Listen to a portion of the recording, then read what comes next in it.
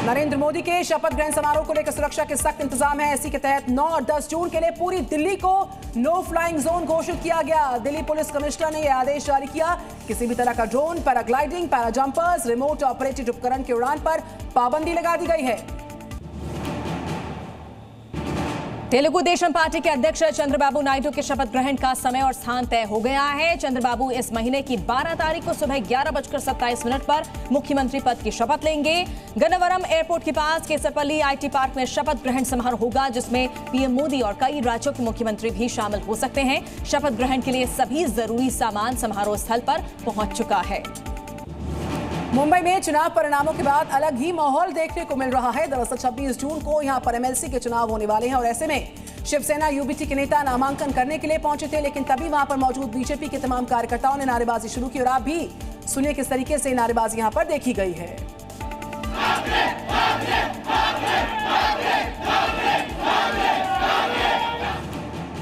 दक्षिण पश्चिम मानसून कर्नाटक, दक्षिण महाराष्ट्र, तेलंगाना, तटीय आंध्र प्रदेश के कुछ हिस्सों में पहुंचने के बाद अब गुजरात की ओर आगे बढ़ रहा है। मौसम विभाग ने कई जिलों में बारिश का अलर्ट जारी किया है, तो वहीं राजस्थान के लिए भी चेतावनी जारी की गई है। यहां की बीकानेर, जोधपुर और उसके आसपास के इलाकों में भारी बारिश की संभावना है। पिछले 3 सालों में देश की semi high speed train Vande Bharat express की रफ्तार में भारी कमी आई। वंदे भारत एक्सप्रेस की औसत गति 84.48 किलोमीटर प्रति घंटे से कम होकर 2023-24 में 76.25 किलोमीटर प्रति घंटे रह गई है। रेलवे अधिकारियों ने बताया कि कई जगहों पर इंफ्रास्ट्रक्चर में बदलाव के बड़े काम जारी हैं, इसकी वजह से ऐसा हो रहा है। रिजर्व बैंक ऑफ इंडिया ने लगातार 8वीं बार ब्याज दरों में बदलाव नहीं किया। आरबीआई ने ब्याज दरों को 6.5% पर जस का तस बरकरार रखा, यानी लोन महंगे नहीं होंगे और आपकी ईएमआई भी नहीं बढ़ने वाली। आरबीआई ने आखिरी बार फरवरी 2023 में दरें 0.25% से बढ़ाकर 6.5% कर दी थी।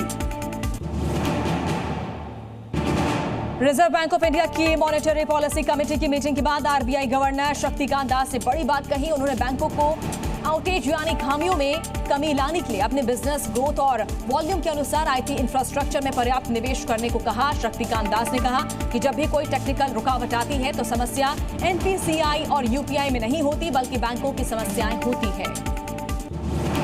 ऑटो पेमेंट का दायरा बढ़ाने के लिए आरबीआई ने नया प्रस्ताव लेकर आया है। फास्टैग और नेशनल कॉमन मोबिलिटी कार्ड के यूजर्स अब बैलेंस उनकी ओर से तय सीमा से नीचे जाने पर ऑटोमेटिकली ये पैसा ऐड कर पाएंगे। इसके अलावा यूपीआई लाइट वॉलेट को ई मैंडेट फ्रेमवर्क के तहत लाया गया है।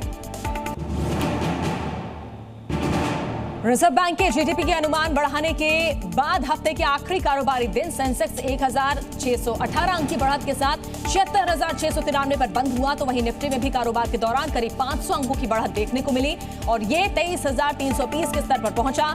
निफ्टी 468 अंक की बढ़त के साथ 23,290 के स्तर पर बंद हुआ। ये निफ्टी का ऑल टाइम क्लोजिंग हाई है। सोने चांदी की कीमतों में बढ़त नजर आई है। India Boolean and jewellers association के अनुसार 10 ग्राम सोना 243 रुपए महंगा होकर 73,374 रुपए पर पहुंच गया। तो वहीं चांदी की बात कर लें तो 1 किलो चांदी 495 रुपए की बढ़त के साथ 94,311 रुपए प्रति किलोग्राम में बिक रही है। बेंगलुरु में शुक्रवार को तेज बरसात नजर आई है। देखने को कई हिस्सों में जबरदस्त बरसात के चलते तापमान में गिरावट भी आई है। अगर कुछ दिन और इसी तरह से बरसात जारी रहती है तो जलजमाव की समस्या खड़ी हो सकती है। आपको बताएं कि दक्षिण पश्चिम मानसून कर्नाटक के तटीय हिस्सों में दस्तक दे चुका है। यहां पर इसका जबरदस्त प्रभाव नजर आ रहा है। भीषण गर्मी के बीच राजस्थान में कई जगहों पर मौसम में बदलाव देखने को मिला। जयपुर की बात करें तो यहां गांव में तेज आंधी के साथ बारिश हुई। तेज अंधड़ से रास्ते में पेड़ उखड़कर गिर गए, जिससे आने जाने में लोगों को भारी परेशानी हुई। तापमान में कमी के चलते लोगों को भीषण गर्मी से राहत तो मिली, लेकिन काफी परेशानियों का भी सामना करना पड़ा। बदले हुए मौसम के मिजाज के बाद राजस्थान के झुंझुनू में भी दूसरे दिन अंधड़ का कहर नजर आया। झुंझुनू के नवलगढ़ कस्बे में तेज अंधड़ के साथ बरसात का दौर शुरू हो गया, जिसके चलते कई पेड़ धराशायी हुए।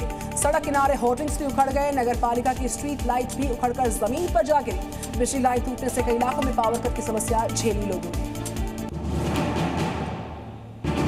राजस्थान के राजसमंद जिले में तेज आंधी से अचानक मौसम का मिजाज बदल गया और कई स्थानों पर तेज हवाओं के साथ बारिश हुई। कुछ जगहों पर ओले भी गिरे। एक तरफ लोगों को भीषण गर्मी से राहत मिली, तो वहीं अंधड़ की वजह से जनजीवन अस्त व्यस्त हो गया। कई जगहों पर पेड़, टीन शेड और बिजली के पोल टूटकर गिर गए। जम्मू कश्मीर के ऊंचाई वाले क्षेत्रों में लगातार तापमान में गिरावट दर्ज की जा रही। शुक्रवार को जम्मू कश्मीर के फेमस टूरिस्ट स्पॉट गुलमर्ग में हल्की फुल्की बर्फबारी भी हुई है। हालांकि पहाड़ी इलाकों में बर्फबारी पहले की तुलना में कम नजर आई है। साथ ही बरसात भी कम हो रही है, लिहाजा पर्यटन पर इसका नजर आ रहा है असर। Z News।